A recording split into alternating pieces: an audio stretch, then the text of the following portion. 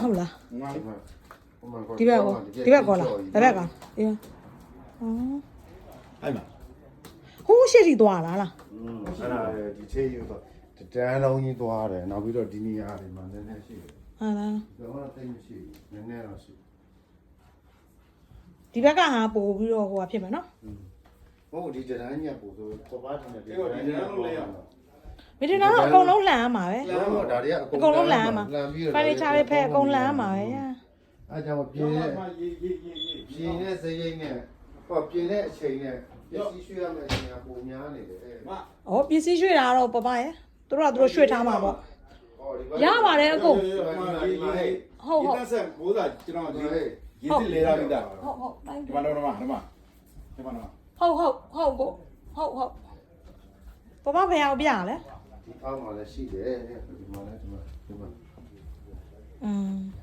ဘယ်ဟိုနေရာတော့ပို့ချင်နေ မ ပို့ ဟုတ်ဒီလိုမျိုးသူကဒီဘက်အခန်းထိကိုလက်ရှိအနေထားဒီဘက်အခန်းကလုံးဝကောင်းသေးတယ်ဆိုတော့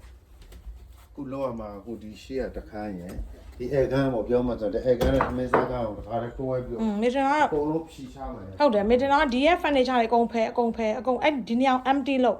ပြီးတော့ဒီ floor တွေအကုန်ခွာပြီးတော့မှဒီအောက်ခြေရဟာကိုကမြင်ပြီးတော့မှအဲ့ဒီကနေစပြီးတော့အဆင်ပြေသူလောက်ရမှာ Yeah. Okay. Time out.